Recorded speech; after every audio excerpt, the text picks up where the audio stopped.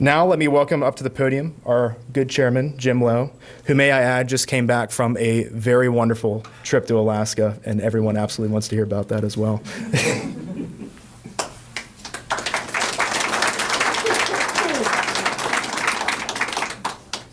Thanks, Dustin. I'll spare you the 1,000 pictures we took in Alaska, and just let it suffice to say, Alaska is beautiful. If you ever get the chance, do travel there. I get the pleasure tonight of introducing our speaker, although he really needs no introduction.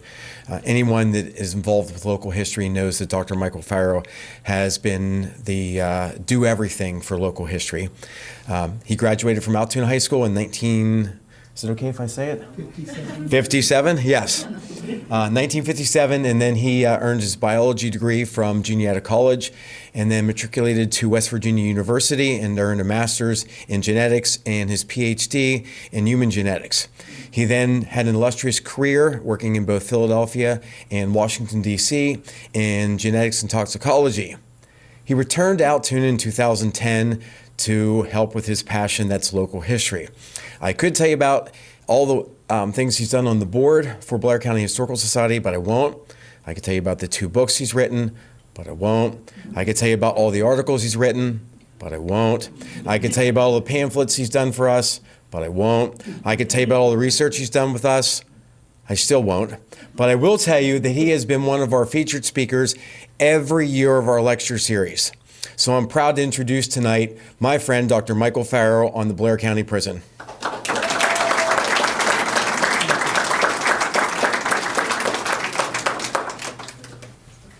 Thank you, Jim, and welcome everybody to our lecture series. We can get started now with our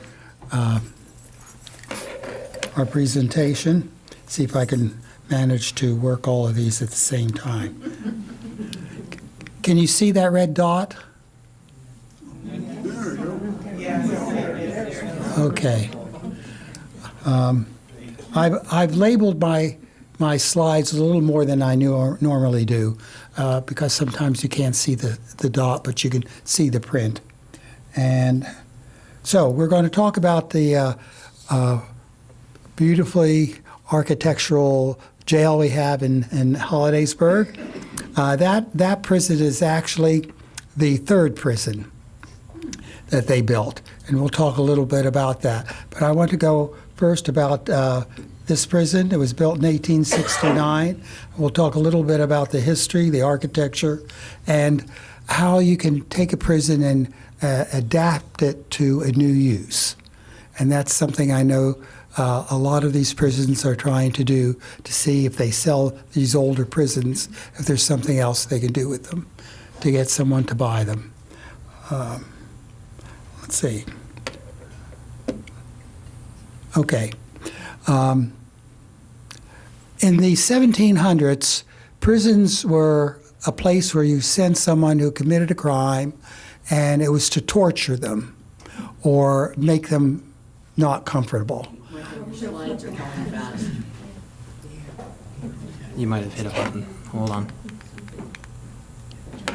Okay. Oh, won't touch anything. Okay.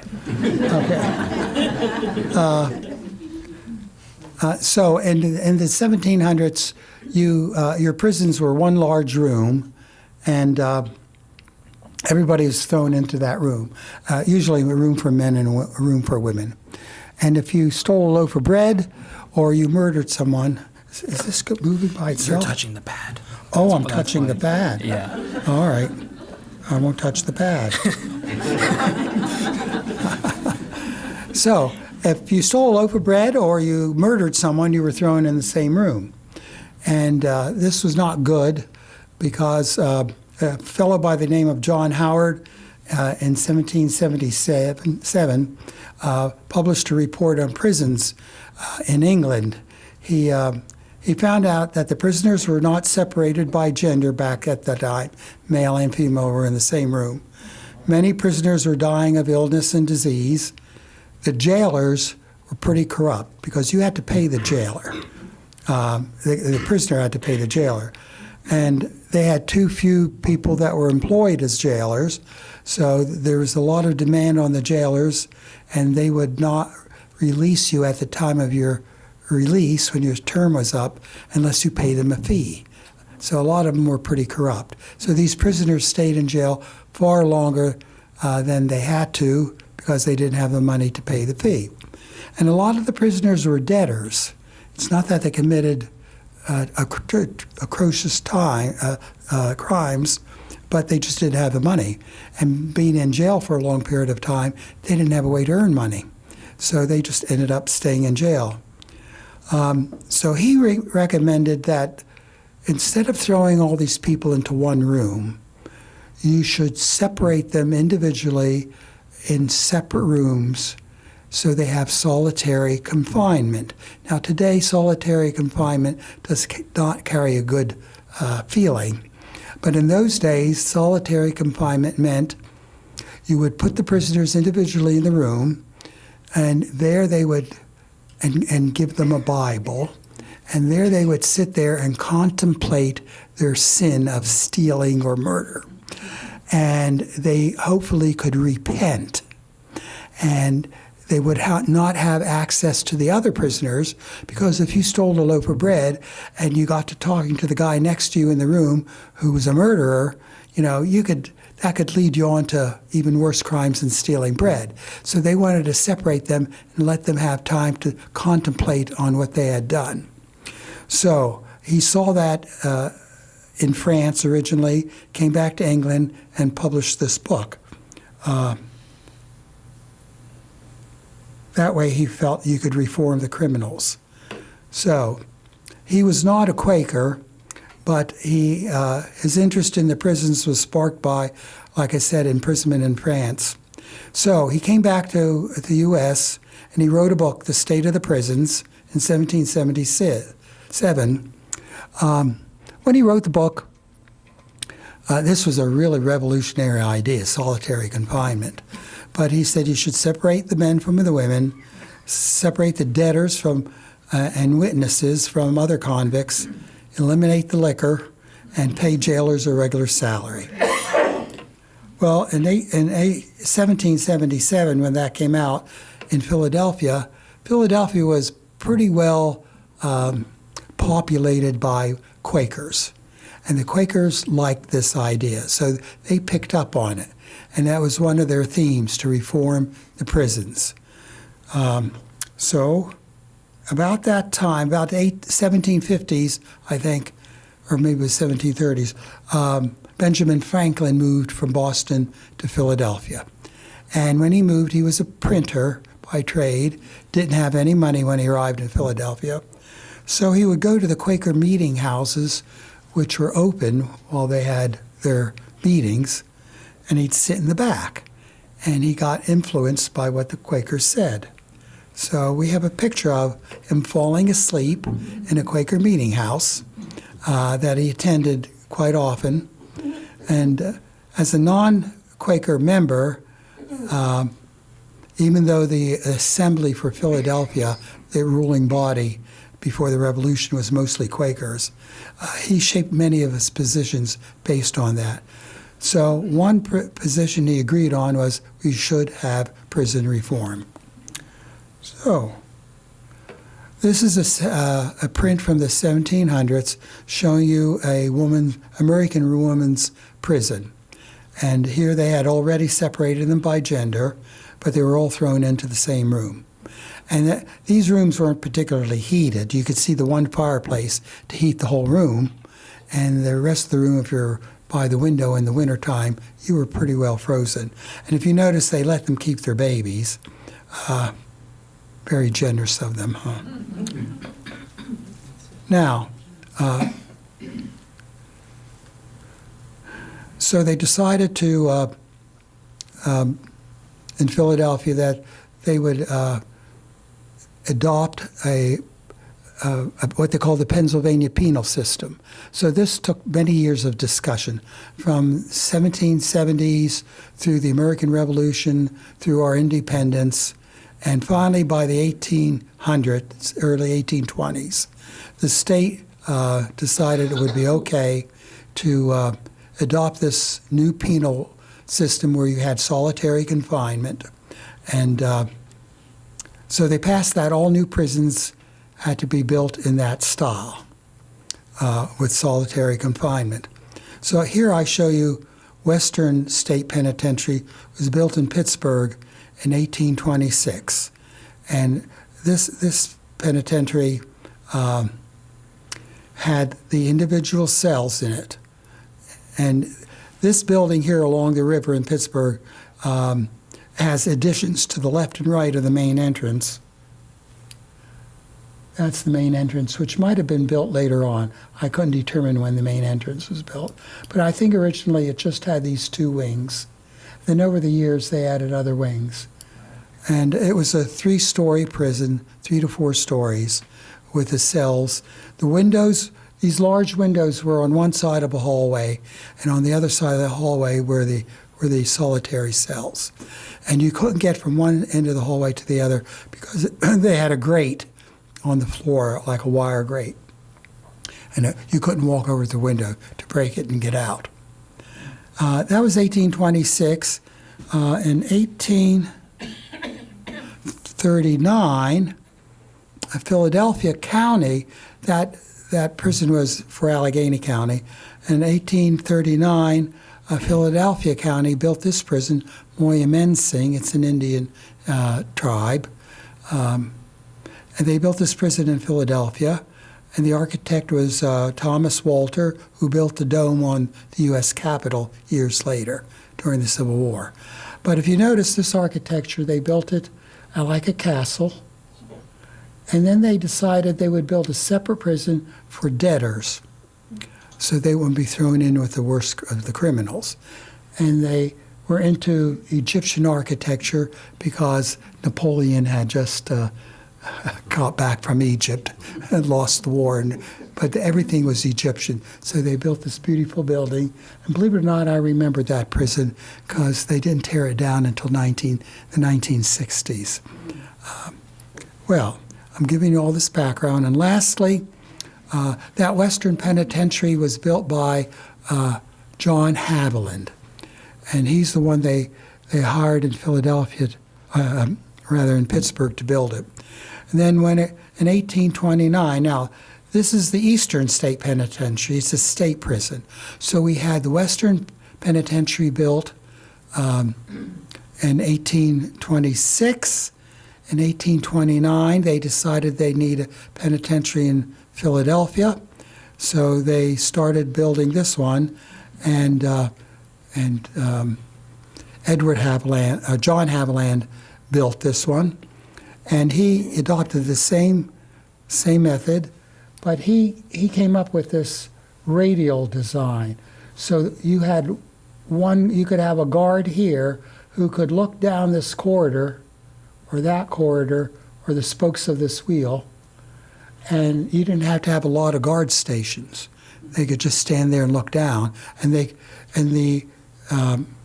middle of the hallway was open 3 stories down, so it was like a mezzanine on each floor, jail cells on each side, so you could look down and see the jail doors. And he could look down on the floor to the second floor and look down, so he could see anyone leaving the jail.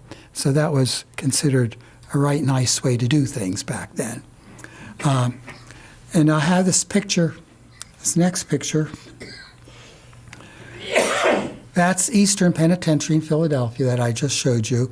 And that building is still, I think they closed it 40 years ago or 30 years ago, and it just sat empty and rotted. And so now they've reopened it as is, nothing fixed. It's a museum, and people go there to visit, and it gets big crowds at Halloween. But they did put a museum in some of the rooms, and they recreated what a prison cell looked like. And this is interesting because I want you to note the iron door,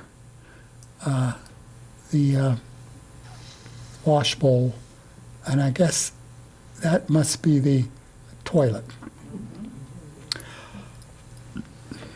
Okay, so then they decided since Pennsylvania passed the law, you had to build everything according to the Pennsylvania system. The Pennsylvania system was passed in the early 1800s, and it said you had to have solitary confinement in the jails and implement all these other decisions, separate the men from the women, debtors from the non-debtors, so forth. So, but it takes years to build a jail. You have to tax the people, and then you have to raise the funds, you have to find the ground, and then you have to build it. Much like what we're doing today in Hollidaysburg. So, when Blair County became a county in 1846, it was like, even they knew and they had been working on becoming a county, it came sort of quickly. And so in 1846, July 4th, it was announced that Blair County would be a separate county, and the county seat would be Hollidaysburg. Well, that left the brand new county commissioners scrambling to what to do for a jail. They needed a jail on day one. So they rented a house. They rented a house, John Mahoney's house, on Front Street in Hollidaysburg, and they had that house rented for a year. And the following year, they worked so fast, they got the county courthouse built, and across the street from the courthouse, or rather behind the courthouse, they built a second jail. But this first jail lasted one year, and I didn't have a picture of it, but I was lucky to talk to Jim Snyder from the Genealogical Society, and he told me that these two homes on Walnut Street, right around the corner from where the rented house was, that these stones in their foundation came from that house, the original house jail, but it was torn down over the years. So all we have left of the first jail is the foundation, some of the stones that built it. Now I'm not quite sure whether the stones were the cut stones here or the uncut stones here. I don't know if Jim knows that or not. There is a newspaper clipping. I think it's the cut stones, the bigger stones. Okay, that makes sense. They're beautiful cut stones, and I guess they didn't want to waste them, so they took them and they built, used them in these houses. In the meantime, in 1847, when we did become a county, they built a courthouse in lickety-split time, and a new jail. Oops. Yeah. Okay, so this is a lithograph from 1854. So in 1846, they finished the courthouse. Where are we here? Here's the courthouse with all the pillars at the bottom. And then behind the courthouse, in what was the backyard, because it didn't stretch to Walnut Street, they built the second prison. Second prison was a brick structure, 40 square feet, so it was small. The lower story had the sheriff's family, and upstairs there were 2 rooms with 3 cells. And the only picture of it is this little print here with showing you there where it stood. And behind it was the Baptist church across the street. And that was the time when the Baptist church had a tower. So you can see the tower there. You sure that's not, should be 400 square feet? No, 40. They said, It's only 4 by 10. well, that's what the article said in the newspaper, so. Okay, I think you're wrong. I mean, I've had tents bigger than that. So the lower story was just the sheriff's family. Maybe he could squint in that. Maybe he only had a wife and 1 kid or something, I don't know. And I don't know how they got 2 rooms and 3 cells upstairs. But anyway, so that was 1846, and that little jail lasted from 1846 to 1869. Now, in the late 1860s, after the Civil War, quite a few counties needed jails because they all had delayed building jails, all these counties in central Pennsylvania. So they went to hire a jail architect, and John Haviland, who had built Eastern and Western penitentiaries, had died, so they hired his son. So So here we have two pictures. The one on the left, you can see the old courthouse there with the pillars. And yeah, there it is. And down here, where the present jail is, that used to be a big market square where the farmers brought their food in for market. So the city cleared it out in 1867. It was all cleared out. And this photograph happens to be 1867. So you can see the lot where they used to put the prison. The next picture we have is from 1916. The prison is already built. Where's the arrow? And you could see the wall around the prison. And, oh, I didn't mention that. See this little asp in the back of the building? One of the things they put in Eastern Penitentiary was at the end of the corridor, Edward Haviland picked up this idea from the book that was written in 1777. They put in either a rose window or a stained glass window. The idea is when the prisoner left the cell, he would look down the corridor and he'd see this stained glass window. It would make him think of church. And oh boy, I want to repent. So that's where you get the word penitentiary, from all this repenting they were doing. Okay?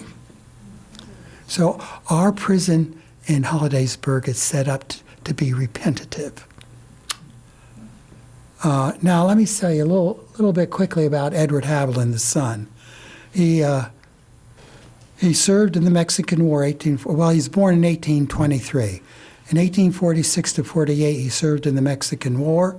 He went to Philadelphia and practiced law for a couple of years, and then he went to work with his dad in Philadelphia. But the father died in 1852, so he moved to York and opened up an architectural design shop, and he designed prisons, homes, churches, and the Reading poorhouse, almshouse. He was 6'6" tall, and according to his obituary, he's well proportioned, highly intellectual, a scholar, and he knew literature. And he married Mary Henry, the daughter of Commodore Henry, and she died a few weeks before her husband. And now he built the Hollidaysburg jail in 1869. By 1872, he was dead. He was leaving, he lived in York. He was riding the train to go to Philadelphia for some medical condition, and he died on the train. Now, in that short period of time, from the time he built the Hollidaysburg jail, wait a minute, okay, he designed 4 or 5 other jails for central Pennsylvania. But Hollidaysburg was the first. This is what it looked like. Now, this picture was taken in 1969, I think, or something. Do I have the date? I don't have the date on it. But anyway, you could see it's built like a castle, and that was purposely done that way, because they wanted the building to look foreboding, evil looking. And so if you're passing it on your way to the grocery store, you're going to look at that building and say, oh my God, that's an awful place to be. I'll never steal a loaf of bread because I don't want to go into that building. So that was the idea about building it to look like some medieval castle. So, like I say, Pennsylvania adopted its system in 1829. After 40 years, Edward Haviland built 67 jails in these different prisons in different counties, and we'll go into that. Cumberland County Jail in Carlisle was 1854. You can see it's a takeoff on our jail here in Hollidaysburg. By the way, these were all called jails, and then Pennsylvania, about 1870, said that if you have a prison that has more than X number of prisoners, you change the name from jail to a prison. And at the same time, they said the sheriff doesn't have to live in the prison because we're going to create the position of warden. The warden stays in the prison. The sheriff can go have his own house and take care of county sheriff duties. So the warden moved in. So these prisons were designed where the first floor was the prison. It was the warden's headquarters. Now some counties kept the sheriff, and so I was told the sheriff lived in the Hollidaysburg prison clear up until at least the middle of the 20th century. So he lived there a long time before they put a warden in. So that's the Cumberland County Jail. This is the Potter County Jail and Coudersport. Now this is the one of the 6 or 7 prisons Edward Haviland designed, but he didn't really design it. His dad designed it. And when it came time that they needed a new prison, they hired him to remodel this prison. So it doesn't look like all the rest. This is the Carbon County Jail in Jim Thorpe, Pennsylvania. And it's sort of a takeoff. Same thing with the central tower, the sheriff's quarters on the first floor. And then we go to Ebensburg. There's the Cambria County Jail, built in 1870. You can tell Edward Haviland must have had a sort of a template on how to build these jails. So he just changed a little bit on the exterior, so they looked a little different. Now the one they claim, according to the newspaper articles, that is most closely resembling the jail in Hollidaysburg was the jail in Williamsport, which opened up a year later.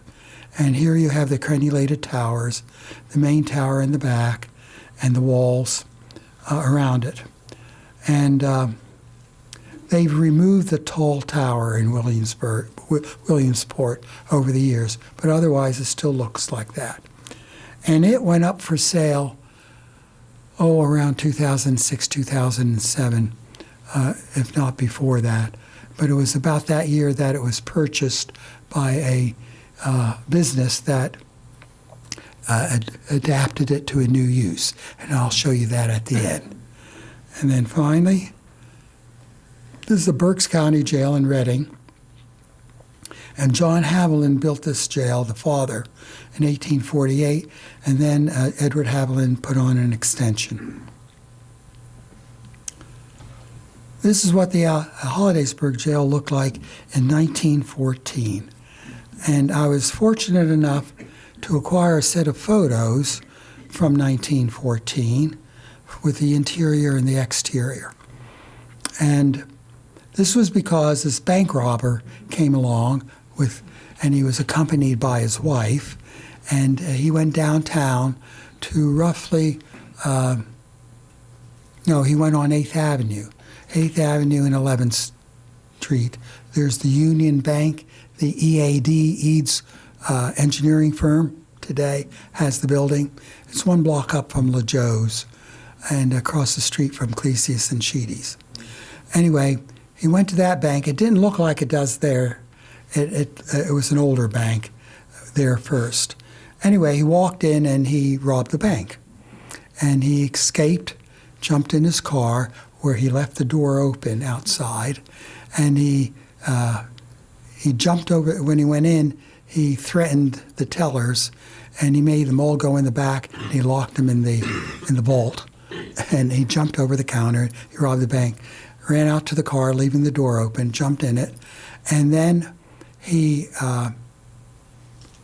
went back home. He had a beard and makeup on so he wouldn't be recognized and so forth.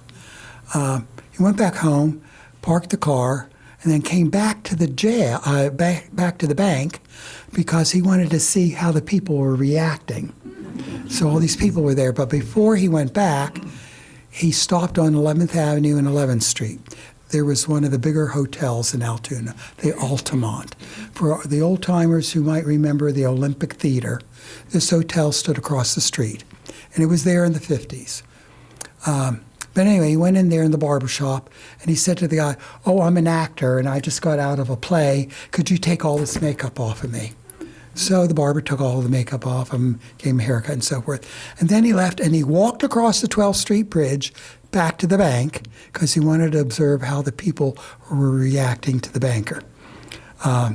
Anyway, he escaped, got caught. They put him in the jail. Later, this was like in June or something, or July. They caught him by September, October. Put him in jail. Okay, so now he's in the jail. The picture on the left is Eastern State Penitentiary. And the Pennsylvania penal system that they adopted has the rooms for solitary confinement. You see the rooms all lined up. And there's 2 stories there. And you could see the guard could look down that corridor. And at the end was that asp like you see in churches today, that curved portion behind the altar with its window. And on the right is the Blair County Prison in 1914. Now, you can't see the apse too well. I guess the photograph didn't pick up the window.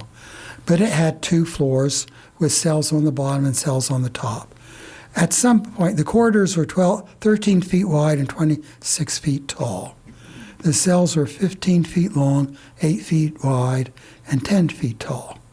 And there were brick vaults underneath them to support them. And it was $65,000 to build that jail in 1869. Since then, the Blair County has put a floor between those 2 mezzanines, so you can't look down anymore. I don't know when they did that, but it was sometime after 1914. Okay, so they catch the guy, they put him in the jail. And I'm going through this so you can get an appreciation of the building. Gable's department store sent a photographer over, and he snapped a lot of photos. And a collector of photos collected these here in Altoona, and I was fortunate to purchase them from him. And so we have these photos of the jail photos.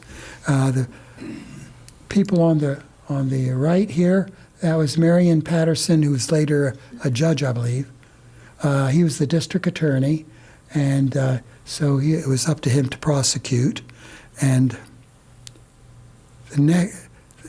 that Sunday, after the Saturday night after the prison escape, he was only in there a week, and he escaped.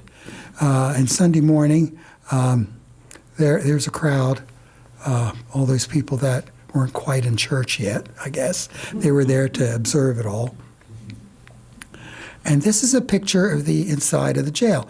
They had put Mr. Hole on the second floor, and here you see the same iron bar door upstairs on the left, and there's a wooden door that's next to it. The iron door closed first. That was the security door where the prisoner couldn't break out. Then they put a wooden door in front of it with a sliding wood partition. And there were like 2 little holes in the iron door that were a little larger than the rest. They could slide open the wooden door and slip some food in, and then close the wooden door, and then the iron door they never had to open. Okay, so this is the interior of the prisoner's jail, and you could see the iron door I was talking about, and the little window openings in that door, the larger holes. Now, he was a really small person. They didn't tell you how small, but I'm figuring it had to be pretty small because the window was only 5.5 to 6 inches tall. And so what he did the week he was in jail, he went to the cafeteria, it said in the newspaper, and he took some extra slabs of the little slabs of butter they gave you, like today when you go to a restaurant. Every day he took some extra slabs of butter. And that Saturday night when he was going to escape, he took off all his clothes and wrapped them in a sheet in a bundle. And he was short, so I don't know where he got that ladder from, but that was the ladder. And he climbed up to the window, which was at ceiling height. And he smeared the window all around with butter. And he took all his clothes off, put them in that bundle, so he smeared his body with butter. And he could get his head out, because usually your head is your largest part. He could get his head out of that. And so what he did was he slipped out of the window, And the Altoona Tribune was nice enough to give me a diagram of how he did it. And so he climbed out that window by putting the sack of clothes out first. Then he slid out, put his clothes on, and took the sheet to the other end of the building around the tower, and he dropped down 20 feet here. That's a 20-foot drop. That's how high the wall was. And his wife was conveniently waiting there in an automobile with open door. This was like 4 in the morning. So here's a picture of the exterior of the prison. You could see the 2 stories with the windows at the top of each story. So you could see how easy it would have been to get out. And then, they've been needing a new prison forever, and like all the other counties, back in 1850 when they needed new prisons, they had to wait till they got the money in the place. So they looked around here, and in 1983, they finally raised enough money, well, not for a new prison, but they could put an addition onto it. So they put this nice big addition. Fiore Brothers put a brick addition for $4.3 million. And then since then, I think they added an addition here on the side where this wall is. So there have been a couple additions added to it. But so now the problem is they're looking, as we all know, for a new site, and then they have to raise the money for it, or the taxes and the money or whatever. So with that, you see the history of our prison and where it got its shape and form from. And now in the last few minutes, I'm going to show you the Williamsport prison, which I said they took the top tower off, and a group bought it that had a nightclub, and they called the nightclub the Cell Block. And you can see the sign there, Cell Block. And they bought it in around 1906 or 1907, and they've been there ever since. So they've been a pretty long business in there for over almost 20 years. They're only open, I think, on the weekends, Friday, Saturday, and Sunday. And I think they have something special on Wednesday night. But I called them up, and they were kind enough to send me some photos to show you how you can adaptively reuse it. So there they are, having a wonderful dance in the cell block on the bottom. Now, Williamsburg did not fill in that floor. So you can see the 2 stories. You can see the solitary doors, jail cells up above, and they're dancing downstairs. And they somehow uncovered the brick arches there. So you can see the brick arches. That's their bar down there on the basement level. And the brick arches, and they put a table and a cocktail table, some chairs. You can have some snacks to eat down there while you're enjoying yourself. Here's another view of the basement. And then they have a big day on Halloween weekends. You know, they're always popular. So they put up some cobwebs there. And then here's another scene of having a raucous party down there. And more dancing. So, and dining. This doesn't show you the cell, but they do have a stage and entertainment area. And then outside, between the jail and the jail wall, where that was made for the prisoners to go out and get some fresh air. And they only let a few prisoners out at a time because they didn't want them talking to each other like they did in the big room prisons. So they let them out there for a little bit. I think it was less than an hour per day. So there's the patio, walled in. Here's another view of the patio. And then you could overlook the patio. And well, that's it. So we have a few minutes left.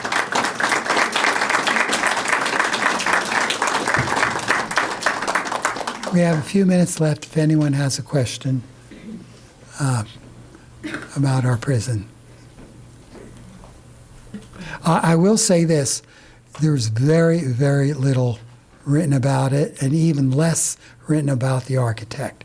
There's no picture of there's a portrait of his father, but there's no picture or portrait of the architect. He spent time in Philadelphia. I called the Architect Institute in Philadelphia, the AIA Architects and the Library Company of Philadelphia. No one had his picture. I called the York County Historical Society and Museum. They didn't have his picture, even though he lived there. And of course, the newspapers in those days, you know, they didn't carry pictures in the obituaries before the Civil War. And I looked up his obituary, and I didn't find it in any paper but Clearfield had an obituary for him. But York had no obituary. Philadelphia papers, I couldn't find an obituary. And what I told you about him, that I got out of the Clearfield obituary. Did you have a question? Did they build a separate restroom building for that Williamsport jail? Oh, separate. Well, they must have had to, if they didn't build a separate building, they must have taken some part of the prison. And Well, that's what I was wondering, whether if they're having parties there like that, they got to have a. oh yeah, they would have had to have complied with all of that. Yeah. And I don't know, that county jail might have had an addition put onto it too. You know, it was hard even trying to find the pictures on the web. I had to call a couple places and have them send me pictures. How many prisoners did the original Blair County, the one that's there now, before they added on to it? How many prisoners? Oh, well, they had 2 rooms on that second story, and the second room. Just the original part. Yeah, the second room had 3 cells.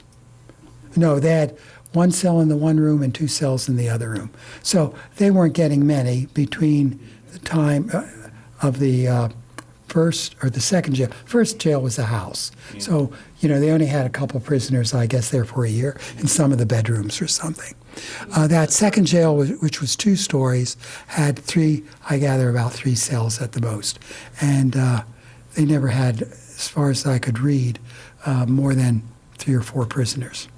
And it wasn't until you could tell that between 1846, when they built it, and 1869, well, Hollidaysburg was growing greatly with the canal. Now the county seat moved there, so you're getting more crime in the county, and Altoona had blossomed with the railroad. So they really were hurting for a new jail. The fact that they could wait till 1869 to open a new one was quite a while. I mean, that was like 40 years later. Hey, Michael, so the one prisoner was turned into a club. Do you know of any other uses for any other prisons? No, the only other use was that Eastern Penitentiary, where they left it as is because they had so many spokes in the wheel. And they just fixed up one enough for a modern museum and or something like that. But then they walk you through. They cleaned up the debris, I guess for insurance purposes. But they walk you through and you see it all dilapidated, falling apart. And I couldn't find any other one that. I think the one in Evansburg has been for sale for a good 10 years. I think I was in one, and I don't know if it was the Williamsburg one or Williamsport one. But they had little stores in each cell, like little craft people that sold crafts and stuff. Okay. And I don't know if that's what Williamsport started as, but it only lasted and they turned it into. I think they tried to cut.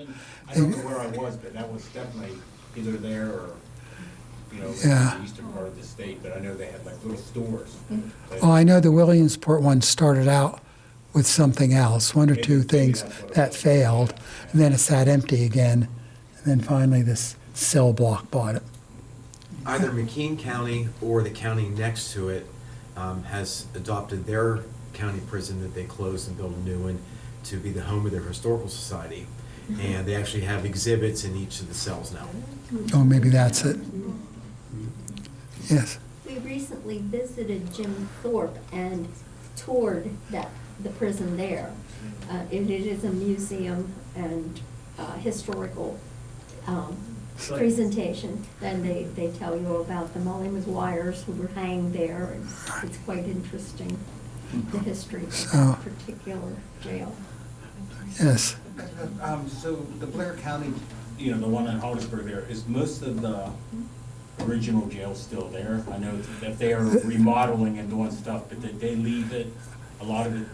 Oh, in the older part? Yeah. Yeah, yes, remodel. it's just as I showed you, except they took they added the floor between they added that floor, so they separated it. In fact, the warden wasn't going to allow me, because it was still in use when I took those photos in 1914, and he wasn't going to allow me to print the pictures. I wanted to ask him if I could print the pictures, and he said, well, it's changed now, so any new prisoners won't see your pictures and know how to escape. So he let me. That's how I got the pictures printed. But I didn't want to be pushy and say, well, can you show me more of the jail, and can I photograph the basement or the top or something like that? So I just kept my mouth shut. I was just happy I could print the pictures. But yeah, evidently some of these ones are having a hard time adaptively reusing them. And if you don't have a Baker Mansion for a museum, I guess the jail would work out too. But oh my God, the expense to keep Baker Mansion up, and I look at this jail and the expense to keep that up, would be astronomical. Yes. A lot of these jails, whether it's in Pennsylvania or other states, in order to keep them going and to fund keeping them alive for historical, utilize ghost tours. Right. Because, Williamsport's one, York County is a museum, but they will show something like one of the Molly McGuire's left a handprint on the wall, etc. Cambria County was investigated on TV. Eastern State is well known for it. Yeah. And I've been to Moundsville Penitentiary in West Virginia, and that's a creepy place. Yeah, the Western. So they make up their money on the paranormal ghost tours. But I will say this, because we've had paranormal ghost tours at the mansion. Those 2 or 3 weekends, that's not. Our budget is $140,000 to keep the doors open. How much is it to keep these big, huge prisons open on ghost tours, or even a museum? A museum, we found out at Baker Mansion, you cannot have a static museum. When I see younger people come in, or not even younger people your age, and I'll say, when was the last time you were in Baker Mansion? They said 4th grade. Well, when I came here in 2010, they had an exhibit in Baker Mansion that was installed in 1924. And that same exhibit was in there. Well, how often are you going to come back and see that museum if the exhibits are all the same or rarely change? So even though that's good, you have to have they have to have something else, because ghost tours can only last so much, and they're only popular in great deal usually in the fall and Halloween. So I always warn people that if you're going to adaptively reuse, you have to come up with something that's going to be maintained all year long with people bringing in money, because you have to pay the staff too. And with a museum, you have to have air conditioning, humidity control. You have to have that in the winter when you're closed because of the artifacts. You have to have the proper heating. So all those utilities go on all year long, even if you're closed. I mean, even the cell block, the fact that they're only open on weekends tells me that they're very conscious about their income. They can make a lot on the weekends, bringing in different bands and having drinks and that kind of thing. But that supports them Friday, Saturday, and Sunday, and they have something else, I think, on a Wednesday night.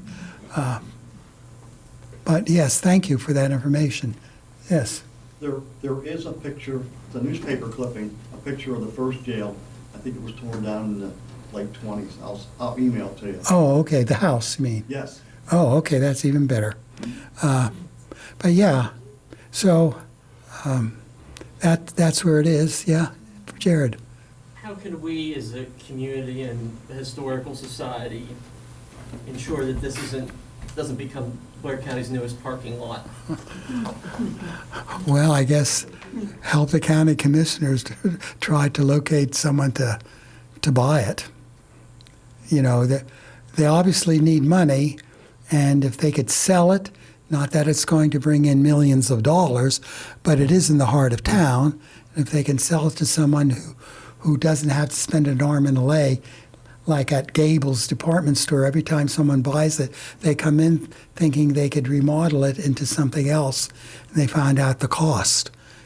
And each time they find out the cost, they back out, or they just leave it go so the city repossesses it.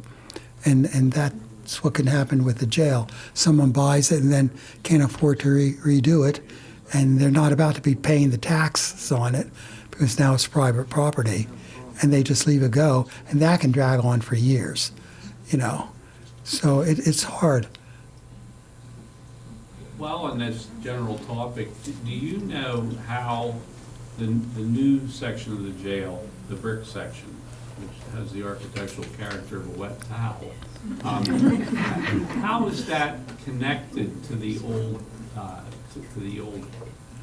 prison? And in other words, is the back stone wall?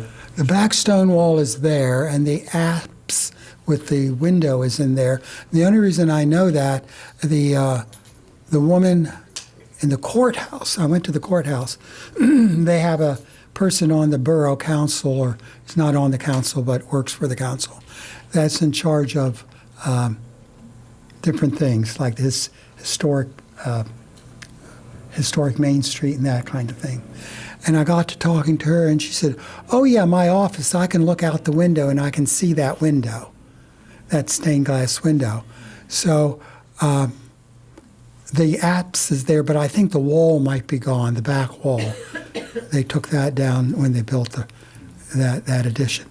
I couldn't get any pictures, and like I say, I didn't want to ask to go running around the prison taking pictures. Yeah. They don't have a new location yet, do they? Pardon me? For the prison, they don't have a new location yet? No, they're just had it in the newspaper. They're still looking. They hired someone to look.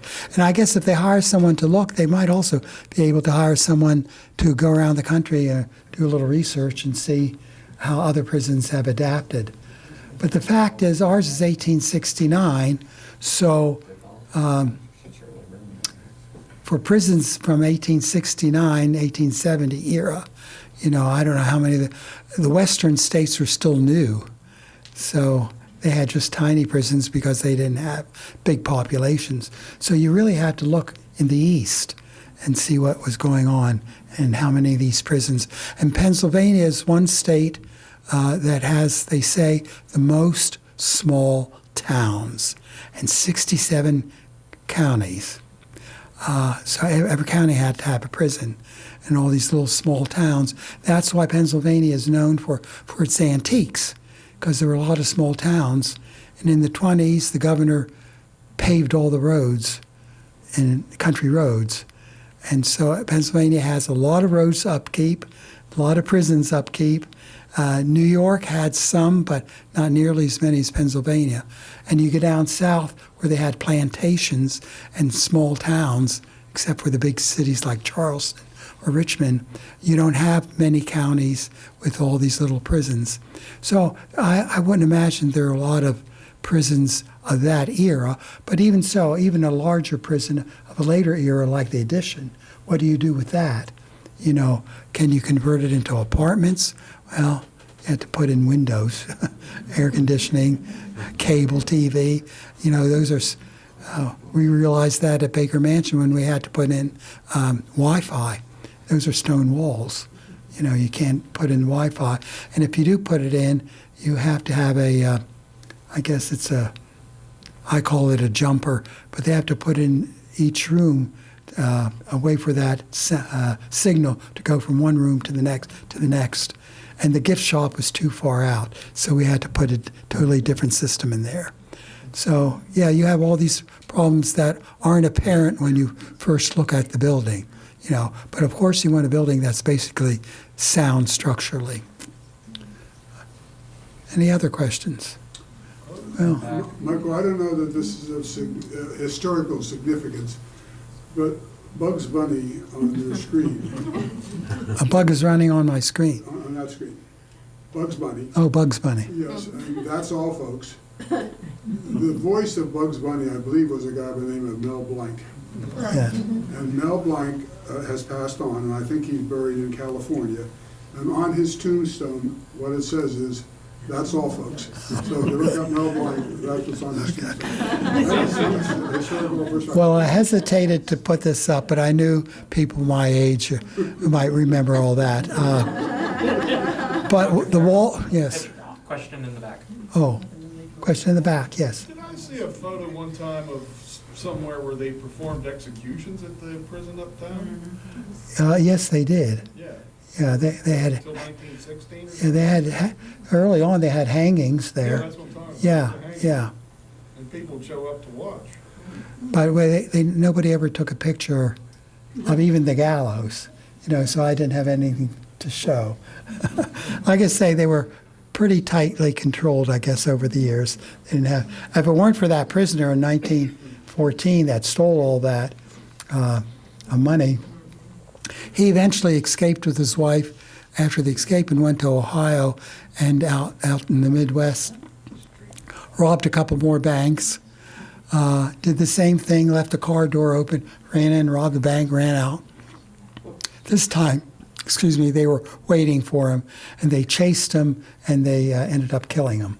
So he got caught. But okay. Excuse me, my voice isn't what it is normally, but hopefully you could understand me.